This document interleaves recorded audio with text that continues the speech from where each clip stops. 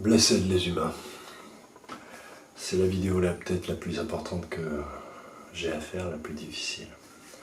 Je vais essayer d'ordonner mes pensées tant les choses que j'ai à vous dire sont profondes.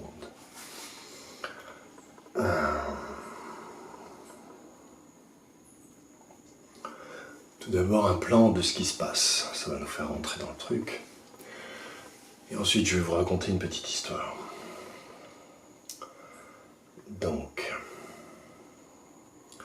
la phrase leitmotiv ou l'état d'esprit qui va rayonner sur cette vidéo, ce sera « Les forces armées sont positionnées, », on le révèle en l'affirmant dans son cœur. Je répète, les forces armées sont positionnées, on le révèle en l'affirmant dans son cœur. Je vais maintenant vous parler, vous raconter un voyage astral que j'ai fait. Je ne crois pas l'avoir raconté dans le livre des possibles et je pense qu'il est important que je vous le raconte pour introduire, je vais parler un petit peu plus fort, pour introduire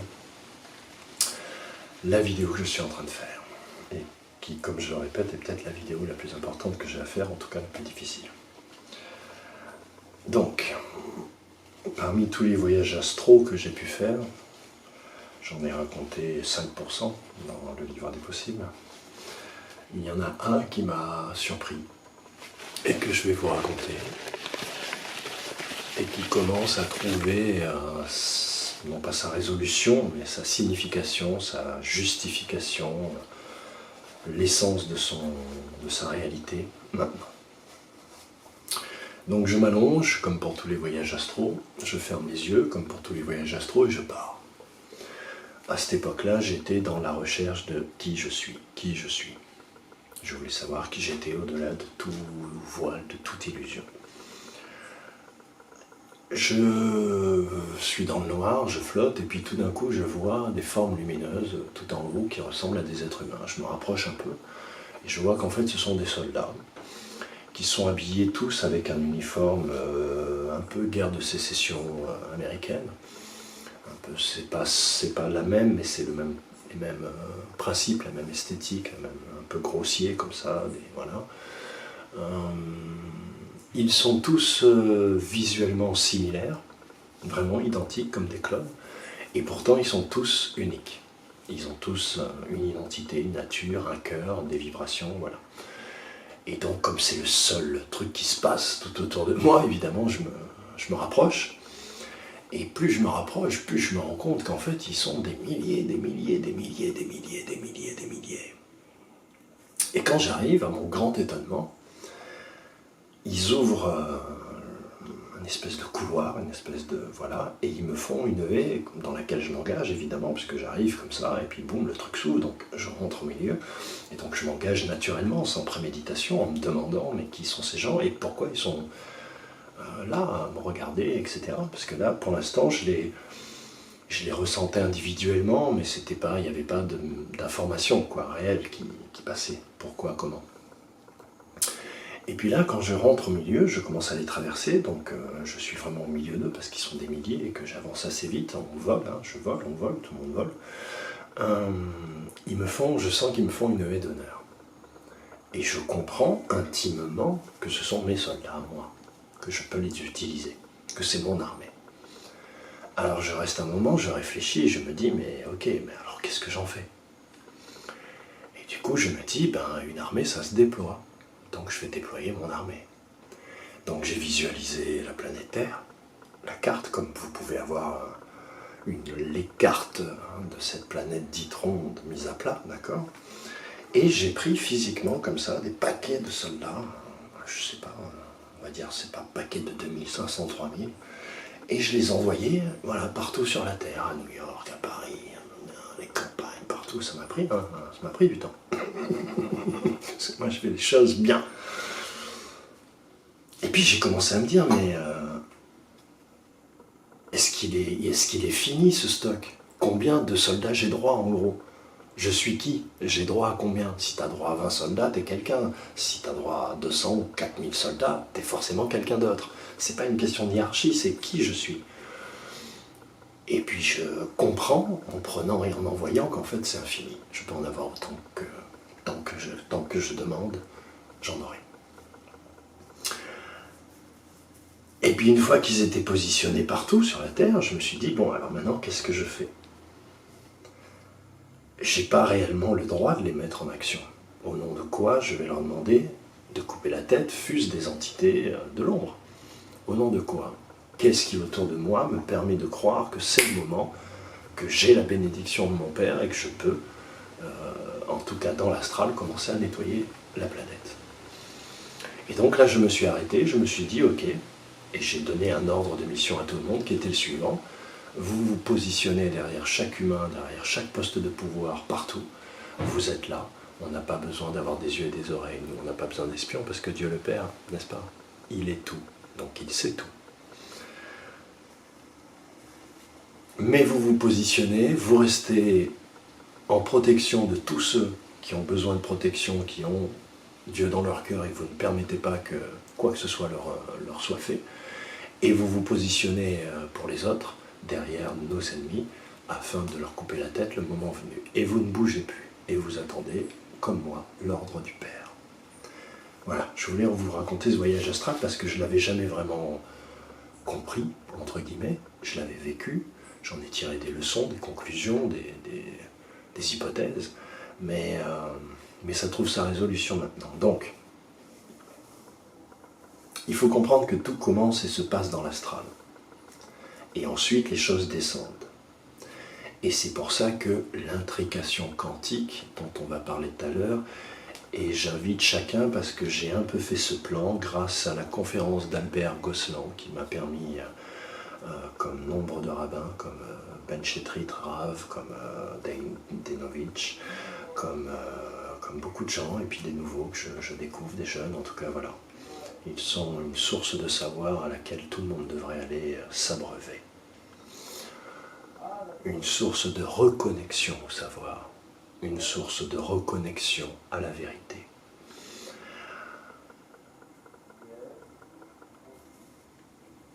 Donc,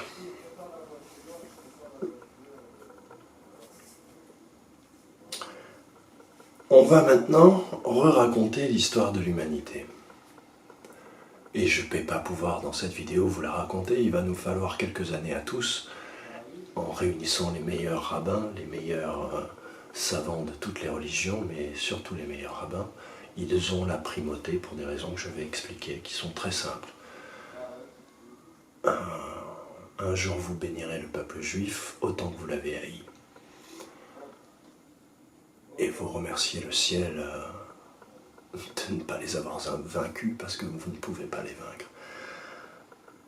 On peut nous tuer, mais on ne peut pas nous vaincre. Nous, peuple de Dieu, du Seigneur des armées. Donc, ceux qui ont lu le livre des possibles, j'ai donné en fait 2 livres sur les 20 que j'ai écrits, et je vais en donner un 3e, que certains attendent, qui s'appelle le livre céleste, et il est évident, naturel, que si vous regardez ce que j'écris, ce que je fais, et ce qui se passe autour de nous dans le monde, et qui écrit quoi, je pense que je suis naturellement le plus habilité à le faire. Donc je m'engage à faire quelque chose que je ferai, et qui sera le livre céleste. Mais comme tout marche par trilogie, et j'ai toujours écrit des trucs par trilogie, en fait j'ai fait une trilogie. Le livre céleste sera la 3e. Mais il y a Antakarana qui traite d'un point de vue latiniste de cette histoire. Il y a le livre de tous les possibles qui traite d'un point de vue égyptien de toute cette histoire, c'est-à-dire les 2 pôles qui sont générateurs de paradigme, du paradigme dans lequel nous évoluons. Et il y aura le livre céleste qui sera, nous dirons, le livre de la 13e tribu d'Israël qui ne formera plus qu'une, c'est-à-dire le royaume de la terre. Comment cela s'est-il passé et comment ce que je vais vous dire va résonner, rebondir avec ce que j'avais trouvé à l'époque dans le livre des possibles, ce que j'ai vécu, réellement vécu, et qui arrive à un terme de compréhension pour un nouveau cycle, parce que tout va changer et tout va aller très vite. Dans le livre des possibles, je vous explique que, effectivement, contrairement à ce que certaines croyances pensent, Dieu a conquis sa position. C'est pour ça que nous aussi, nous devons conquérir notre manger et notre boire, qu'il soit spirituel ou physique. Et ça n'est pas une punition, il n'y a pas de péché, il n'y a pas tout ça. Simplement, au début, il y avait donc l'obscurité, le néant parfait, c'est-à-dire qu'il n'y avait rien, rien n'était, le temps n'était pas, rien n'était, et en même temps, quelque chose était là. Quel est ce quelque chose? C'est Dieu qui est en sommeil, en lui-même. Et puis il éclot, il prend conscience de lui-même, et il prend de la force, et il grandit, et il grandit. Et à un moment donné, il doit s'extirper de l'obscurité pour pouvoir d'abord illuminer notre univers de sa lumière, et tout l'univers, et pour pouvoir lui-même prendre conscience de lui-même, réellement en se voyant. Et c'est cette force, de cette extraction de Dieu de l'obscurité, qui est l'acte fondateur de la vie, de toutes les règles. Toutes les règles sont automatiquement sorties de cet acte. Et c'est pour ça que l'univers est parfait. C'est pour ça que l'univers ne sera jamais et ne peut pas être géré avec de la morale ou des valeurs abstraites, mais avec une incidence quantique, une intrication quantique dans toutes choses qui font que les mots, la lumière, les informations, l'invisible, le visible sont liés et qu'il nous faut donc être très attentifs à cela et apprendre à le gérer. Une fois qu'il est sorti, comme je vous l'ai dit, l'obscurité qui a pris conscience d'elle-même en se voyant grâce à la lumière de Dieu, donc on peut dire qu'effectivement le néant vient de Dieu, mais on ne peut pas dire que Dieu a créé le néant. Le néant était là. Et pourtant le néant est de Dieu, puisque Dieu était en sommeil en lui. Puisque hors de Dieu, il ne peut rien avoir. Il n'y a rien. Une fois qu'il a fait cet acte, qui est un acte masculin et royal, et guerrier, on va dire la Sainte Trinité, masculin, guerrier et royal. Puisqu'il prend la liberté de la totalité de son territoire en libérant le territoire qui le retenait à l'intérieur de lui-même. C'est cela, la royauté.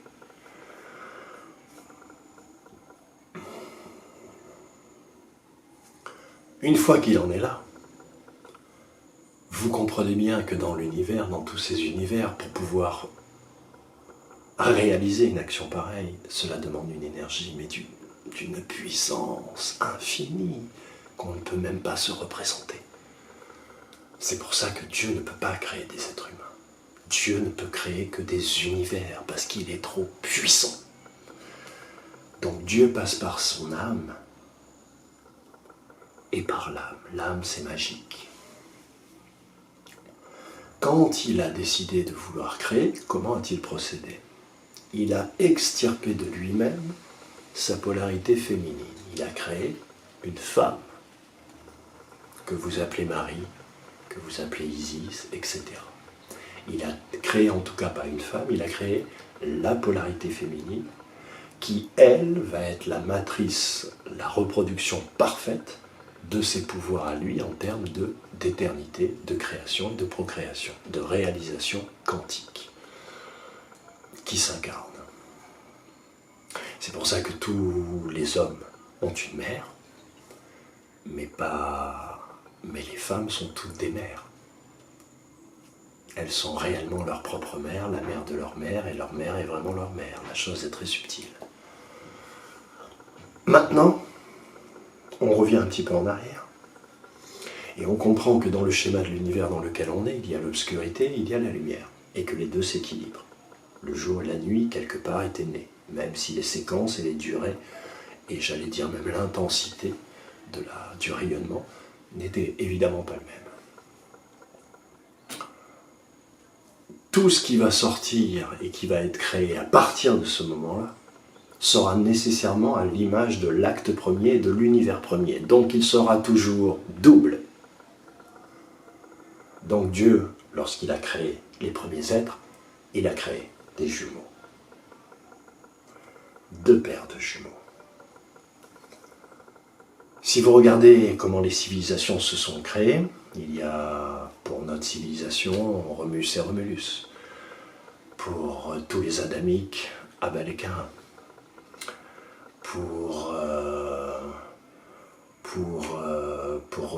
dans tous les peuples, il y a des nœuds avec des jumeaux qui sont la source ou la création de quelque chose.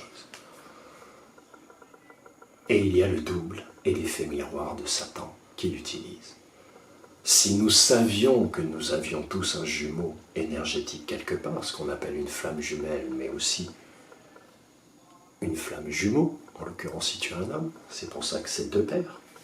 Et c'est ça qui nous confusionne à nous, parce qu'on a perdu les connexions des 4 premiers piliers du temple.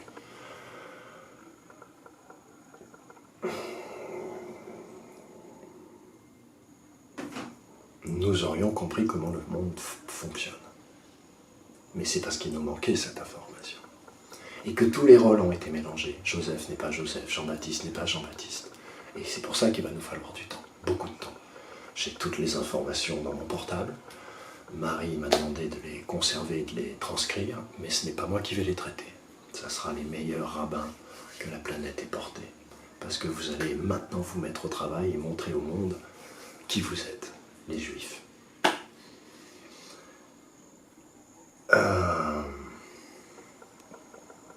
Pourquoi 4 jumeaux? Puisque les 4 incarnations physiques que j'appelle les archétypes, qu'on appelle l'alpha et l'oméga, qu'on appelle comme vous voulez, peu importe, ce sont des mots, mais qui sont les premiers desquels les autres sortent. Tous les autres ne sont que des petits fractales, une partie d'un des membres.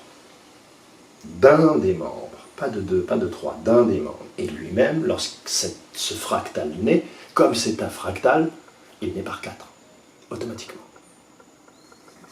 Dispersé dans la nature, puisque c'est une question d'âme, pas de corps. C'est 4 âmes qui sont créées. Et pourquoi 4? Puisqu'à l'image de la nature, il faut 2 polarités pour engendrer, masculin, féminin, et il faut 2 polarités pour comprendre et connaître. Nuit, jour, jour, nuit, ça fait 4. Donc le Fils de l'homme a un frère, qui est son double noir, et qui a réussi, grâce à la bonté du Fils de l'homme, à lui faire croire qu'il était lui et que lui était lui. Très fort, et ça dure depuis des siècles. Le grand dragon a fait croire au Fils de l'homme qu'il était le Fils de l'homme, et que le Fils de l'homme était un être qui avait beaucoup de pouvoir, somme toute, mais qui avait une problématique de polarité.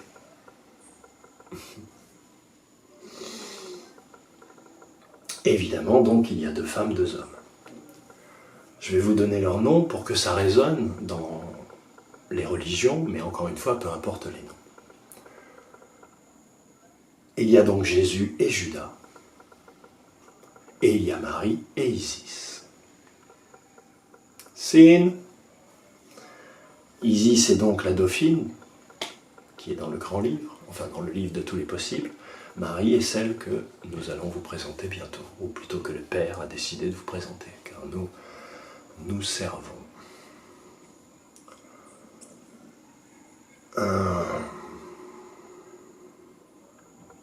Lorsque les Rockefeller et les Rothschild, on va revenir en arrière, je vous invite à regarder ces condensés des vidéos de Pascal Trefangui, dont je viens de comprendre qu'il est en train d'acquérir la bénédiction pour certaines choses faites, pratiquées dans sa vie, et certains nœuds de cerveau qu'il se fait lui-même, et c'est un bon gars, je le dis avec beaucoup de tendresse, mais en fait c'est ça qu'il est en train de faire, il se rachète entre guillemets une bénédiction, et c'est très bien. Donc je vous invite à l'écouter parce qu'il vous raconte ça d'une façon concentrée, résumée et tout à fait précise et juste. Donc il y avait 12 tribus, 2 tribus, celles de Juda et de Dan, ont décidé de partir en Europe, de créer la France, etc. parce qu'ils ont décidé de devenir sédentaires, contrairement aux autres qui ont décidé de rester nomades, entre guillemets. C'est plus subtil, mais c'est très important. La tribu de Juda et de Dan, donc, qui ont traversé la Méditerranée, qui ont créé la France, l'Allemagne, l'Angleterre, etc., disent, donc les Rothschild, les Rockefeller, les Poutine aussi, les Trump, les Bush, c'est tous les mêmes, les Sarkozy, c'est les mêmes, disent qu'ils sont les descendants, qu'ils possèdent l'ADN christique, les Mérovingiens. Certes, mais de quel fils de l'homme parle-t-on?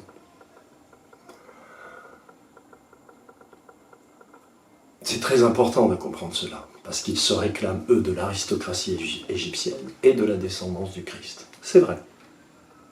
C'est vrai. Mais pas comme ils le disent. On arrive ici à un point où on va pouvoir montrer comment les trois religions ont raison, et je vais prendre l'exemple du Christ, pour vous montrer à quel point les trois religions ont raison. Donc ce sont trois religions révélées, qui passent par des canaux différents, bien que la première, l'hébraïque, celle qui est la plus proche au niveau des symboles de la connaissance initiale, parce que l'Égypte avait déjà été conquis par le faux Christ quelque part, et le vrai était... En fait, je crois que j'ai l'impression d'avoir été en Afrique, mais non, je crois que j'étais dans l'astral. Et comme j'étais dans l'astral, ça veut dire qu'il y avait des problèmes, sinon je ne viens pas. Donc il y avait des problèmes en Égypte. C'était pas comme les panafricains, ils essayent de nous le raconter. Et je pense que le rôle des Hébreux a été de conserver cette connaissance et de la réactiver dans le bon sens, de la purifier, de la réparer. D'où cette notion d'esclavage et ce mythe sur l'esclavage, parce que c'est un esclavage de pensée.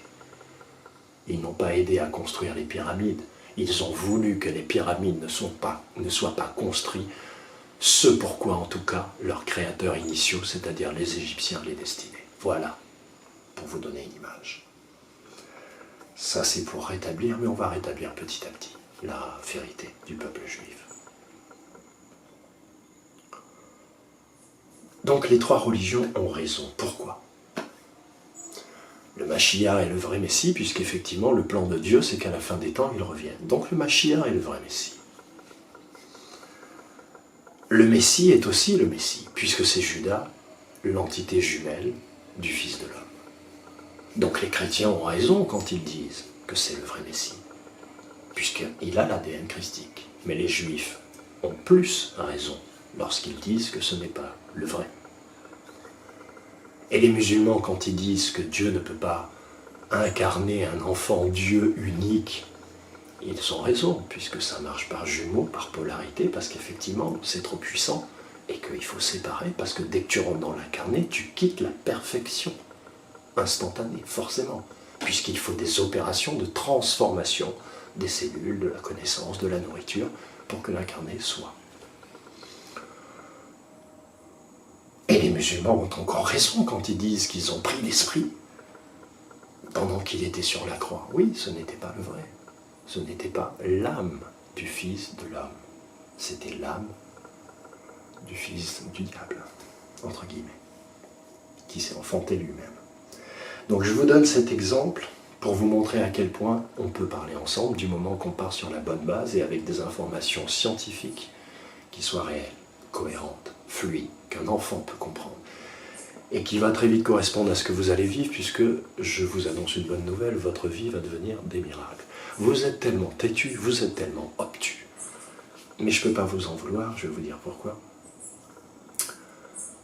Qu'il va falloir vous pondre une chier de miracle, quoi, pour que vous...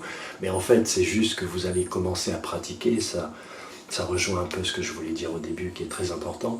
Pourquoi il est nécessaire d'avoir la vérité sur l'histoire et la structure de l'univers, et donc l'histoire de l'humanité, justement parce que cette histoire qu'on nous raconte est l'exacte image de l'univers ou pas. Et si on a une image altérée, faussée, notre vie est altérée et faussée. Et un grain de sable, au bout de 10 siècles, devient incommensurablement gênant. Pourquoi je ne peux pas vous en vouloir? Parce que vous êtes têtu. Je suis tellement têtu que même mon père, c'est-à-dire que vous prenez tous les juifs qui vivent en Israël, vous prenez tous les juifs qui vivent en dehors, vous prenez toutes les âmes juives qui sont disséminées à l'intérieur des nations, vous en faites une, elle sera à 7% au niveau de l'obstination et du côté têtu que votre serviteur. Donc je ne peux pas vous en vouloir, parce que c'est ce qui fait qu'aujourd'hui je suis là et que je vous parle. Ne changez rien.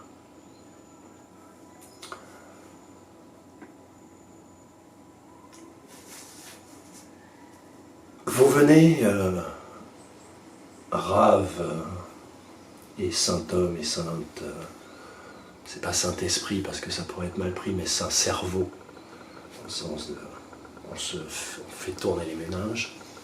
Vous aurez compris une réponse à une question à laquelle vous vous posez et à laquelle le Mashiach est censé répondre. Pourquoi est-ce que le Nahash et le Mashiach ont pour valeur numérique 358?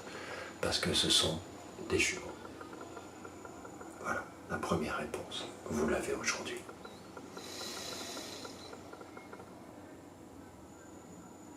S'agissant des planètes, le Soleil est ma planète, je suis né en août. Il y a 4 planètes d'un côté et 3. L'équilibre sera rétabli parce que le Soleil est dans les 2 cases. Celle de Vénus, Jupiter, Mercure et l'autre. Pour les initiés. Donc le Messie ne peut plus être nationalisé et il ne le sera plus.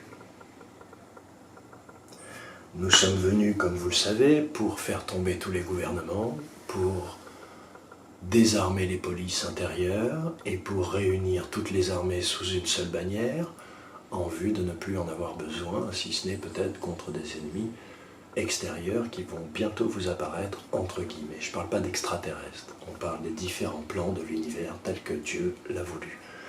Pour l'instant, nous n'étions pas prêts à accéder à ça. Vous allez recevoir un training et un entraînement rapide. Donc, une bonne nouvelle pour le monde, pour l'univers, c'est que le 3e temple va être construit. Mais il ne le sera qu'à une seule condition. Le Seigneur des armées vous propose le deal suivant. Il vous rend l'arche d'alliance et vous pourrez ainsi effectivement communiquer avec lui, parce qu'effectivement, cela sert à entendre sa voix. Et vous arrêterez, et il vous rendra, le 3e temple, en plus de l'arche d'alliance, afin que le temple soit complet. En échange de quoi vous arrêterez, à partir de maintenant, tous les sacrifices. Que ce soit des sacrifices d'animaux, des sacrifices de pensée, des sacrifices sur soi-même, tous les sacrifices doivent être arrêtés. Au premier chef par la nation que tout le monde regarde et qui est la nation élue par le Seigneur des armées pour porter sa connaissance et pour être effectivement les prêtres de ce monde qui rétablissent son ministère et le protègent éternellement afin qu'il ne dévie jamais et qu'on ne soit pas obligé de revenir. Et afin que les autres nations ensuite se plient à cela. Il va falloir que l'être humain fasse vraiment la nuance, la différence entre l'offrande et le sacrifice. L'offrande consciente et le sacrifice inconscient. En vous disant cela, j'ai tout dit. Rabbin au travail.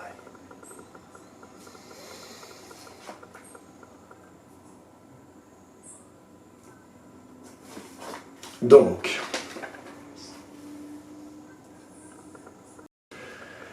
j'ai tellement de choses à vous dire, je vous demande pardon. Il faut aujourd'hui, à partir de maintenant, tout de suite, remettre l'amour à la bonne place. Remettre l'amour à la bonne place. Remettre l'amour à la bonne place. Première chose. Deuxième chose, il faut que vous compreniez, humain, que pour qu'un être individuel qui vit au sein d'une tribu, d'une communauté, d'un groupe humain, peu importe le nom que vous lui donniez, et pour que cet individu n'ait aucun problème dans sa vie, il faut que les autres autour s'occupent de ses problèmes et règlent ses problèmes. Et ainsi, lui, avec d'autres personnes, va s'occuper des problèmes des autres. Si chacun s'occupe des problèmes de l'autre, plus personne n'a de problème. Si chacun s'occupe de ses propres problèmes, tout le monde a des problèmes. et le Nahash s'avance dans l'âme et la conscience humaine. Ce sont les deux pieds sur lesquels il va falloir, le troisième pied étant la sincérité du cœur. Remettre l'amour à la bonne place. J'ai oublié, mais c'est enregistré. Vous l'avez. Je ne veux pas dire de bêtises. Donc, béni soit le peuple juif, et en tout cas tous les sadikim, même ceux qui ne sont pas cultivés, qui n'ont pas appris la Torah, qui ne connaissent pas la Torah, qui pratiquent à peine le Shabbat, mais qui ont participé de maintenir dans leur cœur déjà la conscience de la venue du roi de ce monde, parce que ce roi ne vient pas pour lui, il ne vient pas tout seul, il vient, j'ai écrit cette phrase, qui est la phrase que vous devez retenir de toute cette vidéo, c'est la seule phrase que vous devez retenir. Le roi ne s'avance que pour introniser la reine des reines. Je répète, le roi ne s'avance que pour introniser la reine des reines. Donc, ils ont maintenu par leur prière, leur connaissance et le travail qu'ils ont fait sur la Torah. Une autre chose que je voudrais tout de suite évacuer. Pour pouvoir réunir tous les peuples, il faut les connaître. Pour les connaître, il faut les apprendre, les rencontrer sincèrement, avec une négation de soi qui soit telle que cela demande une énergie, un investissement, du temps inouï. Lorsqu'on passe ce temps à faire ça, on ne peut pas apprendre tout. Et effectivement, j'ai appris l'islam, toutes les religions, mais les seuls vers lesquels je me suis toujours arrêté, c'est la Torah, la Kabbale. C'est les seuls que je n'ai jamais osé toucher, voulu toucher, approcher. C'est étrange. Parce qu'il y a dans l'énergie, pas de la Torah, mais de la Kabbale et de tout ce qui a été construit après, des erreurs naturelles qui s'ingèrent et qui s'infiltrent à travers l'altération de l'histoire originelle, et donc personne n'est coupable. C'est pas de ça qu'on parle.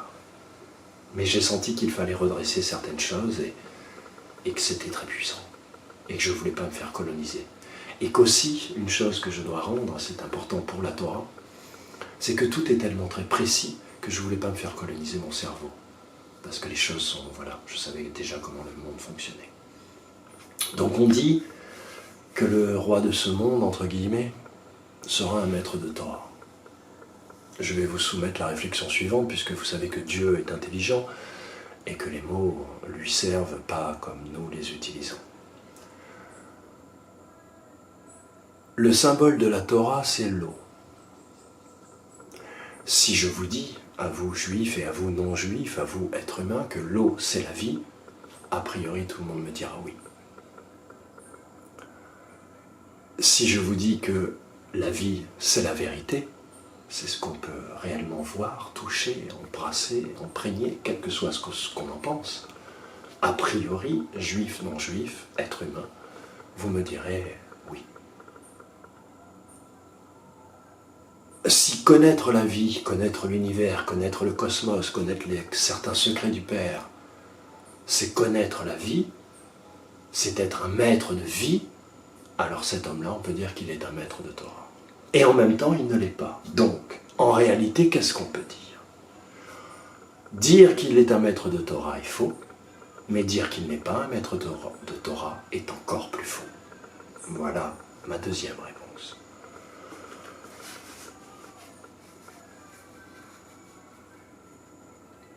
Chaque religion a conservé des choses par rapport à la religion,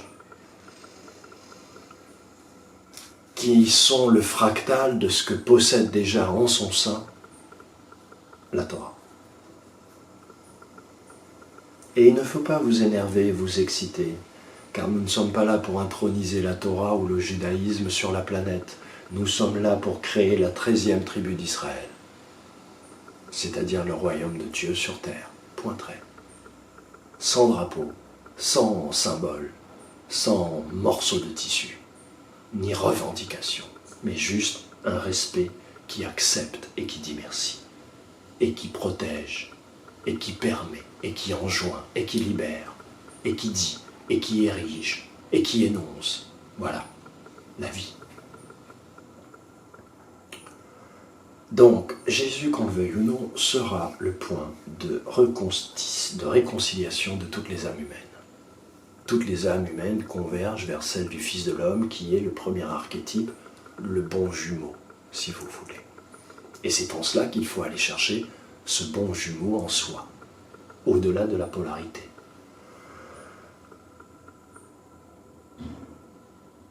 Il va falloir une éducation aussi quant aux choses de l'astral. Il va falloir qu'on utilise les bons mots, qu'on ne dise plus dimension, mais plan, et qu'on explique les choses aux êtres humains et entre nous, et qu'on les comprenne ensemble.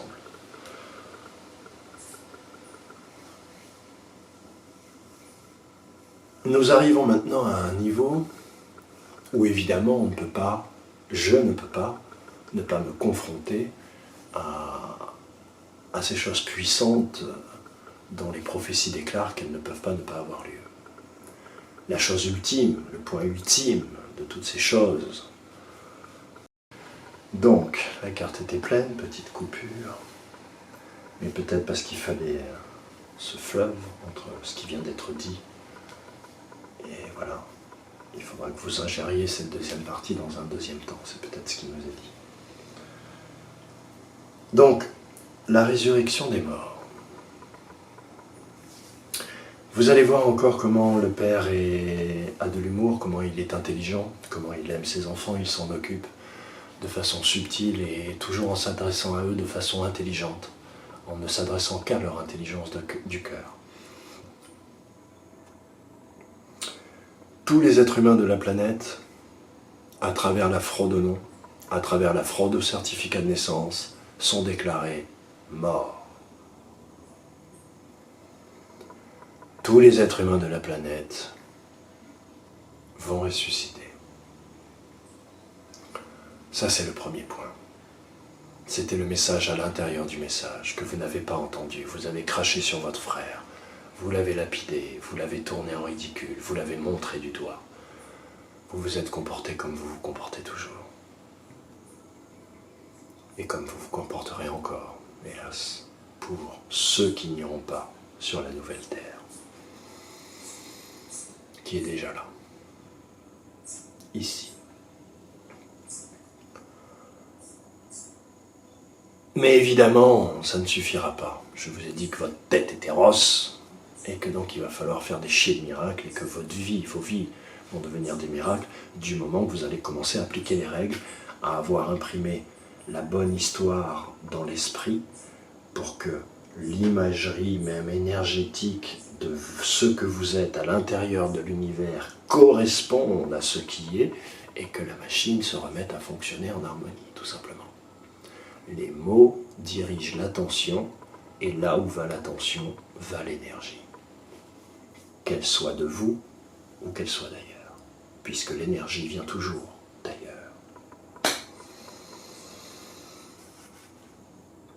Mais il y aura réellement la résurrection des morts. Comment est-ce qu'on ressuscite un mort? Je suis perdu.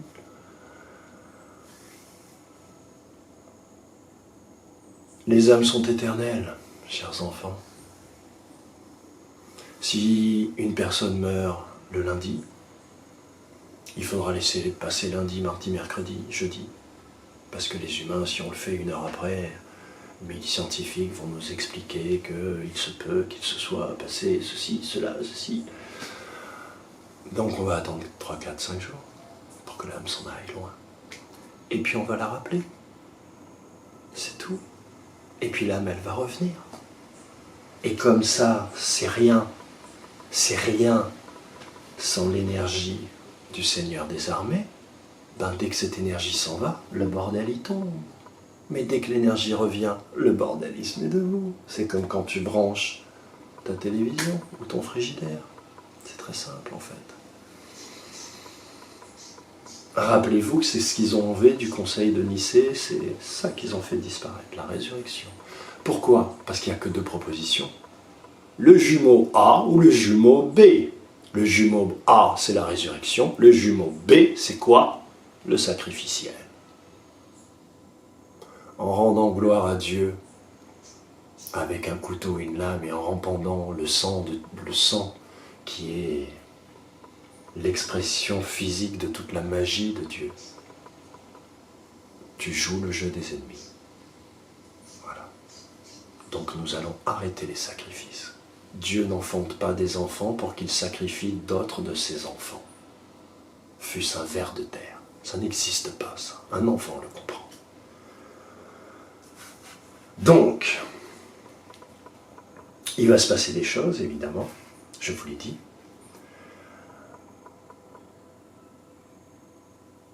J'ai écrit des choses sur ce que les chrétiens ont conservé, les musulmans, mais ça c'est déjà de la technique, c'est pas pour ici, ça c'est pour les rabbins, les raves de haut niveau. Donc il y a beaucoup de boulot les amis. Nous sommes venus, je le dis sans embâche, en gros si vous voulez, vous n'avez pas encore compris que tout ce qui est écrit, les guerres, c'est vous qui décidez. Si vous décidez qu'on ne passe pas par là, on ne passe pas par là. Donc on est venu faire tomber tous les gouvernements, les rallier sous une barrière, et que tout ça s'arrête. Pour ça, il faut que vous vous réveillez, peuple de la terre. Traduisez cette vidéo dans toutes les langues. Faites-le de façon soignée, sincère, fidèle, voire transcendante, afin de trouver les bons mots. Demandez au Seigneur des armées de vous guider, de vous donner les bons mots, mais faites-le. Je fais ma part, faites votre part. Je la fais depuis longtemps, je n'ai pas démérité et j'ai beaucoup morflé. Je n'ai fait que morfler. Et c'est pas parti pour s'arrêter. Donc, humains, réveillez-vous.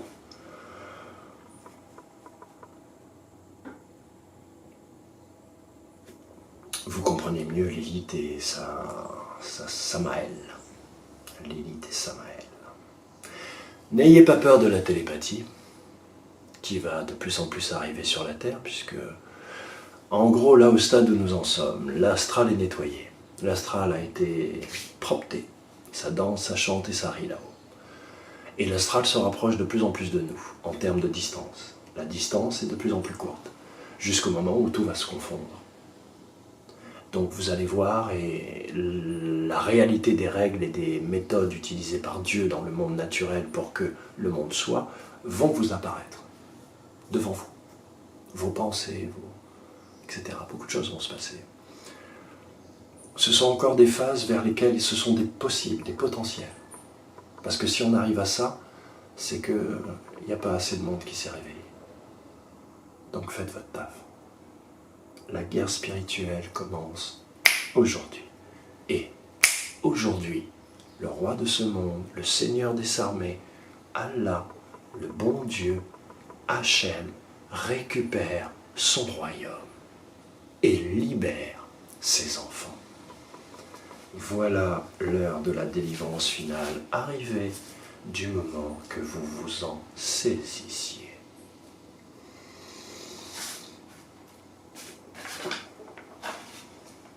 Je vais faire un petit prologue, un petit épilogue, pardon, pour parler de la Guadeloupe. Parce que la Guadeloupe a une intrication fractale avec l'Égypte et Israël, et qu'elle aura son rôle à jouer en termes de production, ou plutôt de, de protection d'une ribambelle d'âmes, comme la Martinique, qui vont être rendues au monde, qui vont être protégées, même si elles ne s'en rendent pas compte, et qui vont pouvoir participer du renouveau du continent africain.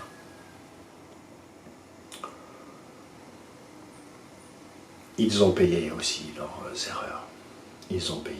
Le royaume égyptien était un royaume élitiste.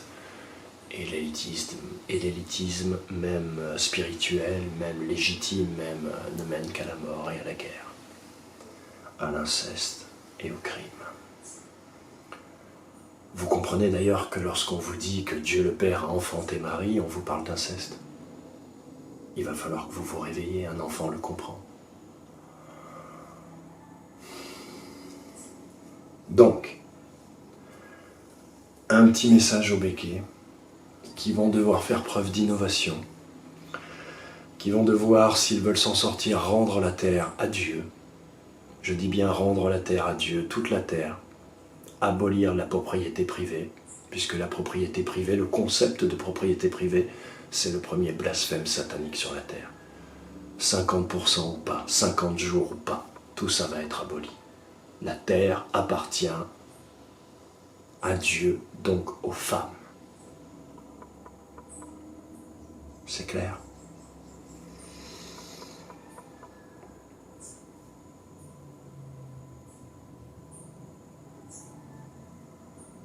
Il va falloir, Béké, que tu ordonnes les dons du ciel et de la terre, dont tu as la charge,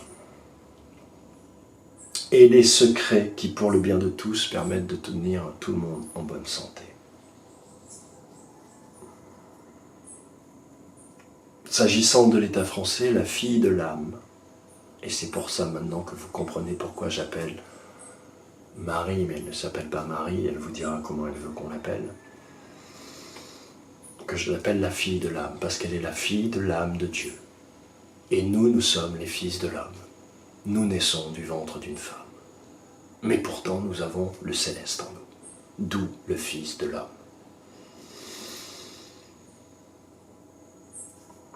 Préparez-vous, donc, à remettre l'amour à la bonne place. Remettre l'amour à la bonne place, c'est remettre la bonne compréhension au bon endroit, au bon moment, avec détermination et tendresse, et une profonde sincérité, parce qu'il en faut. Pour pouvoir remettre l'amour à la bonne place, il faut arrêter de s'écouter parler de soi-même. C'est le premier principe si vous voulez une aide. Donc, ce monde s'est construit et cette bile noire s'est répandue à l'intérieur de l'être féminin parce qu'en fait, l'un des jumeaux, le Judas, qui était jaloux de son frère et sa sœur, a violé sa sœur. Il l'a humiliée et il a essayé de lui prendre tous ses pouvoirs. Et c'est pour ça que le viol est le véhicule de ce monde. Le viol sous toutes ses formes, psychologiques, physiques, de pensée, colonisateur, expansionniste, impérialiste, national, quel que soit le viol.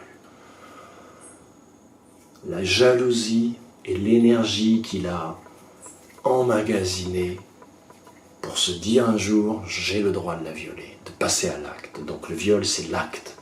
Et la jalousie, c'est l'énergie qui nourrit le véhicule qui est le viol, qui est l'acte du viol sur cette planète. Et votre âme est le seul enjeu. Car ce qu'il veut prendre à sa sœur lorsqu'il la viole, c'est son âme. C'est ce qu'il ne sera jamais. C'est l'identité énergétique intègre de compassion et d'amour qui est celle qui anime, celle qui va vous être présentée bientôt. Par la grâce du Père, je rends ainsi et ici grâce et je dis merci pour tout ce qui a été, tout ce qui est, tout ce qui sera. Je rends ainsi et ici grâce et je dis merci pour tout ce qui a été, tout ce qui est et tout ce qui sera. Je rends ainsi et ici grâce et je dis merci pour tout ce qui a été, tout ce qui est et tout ce qui sera. Blessed les humains.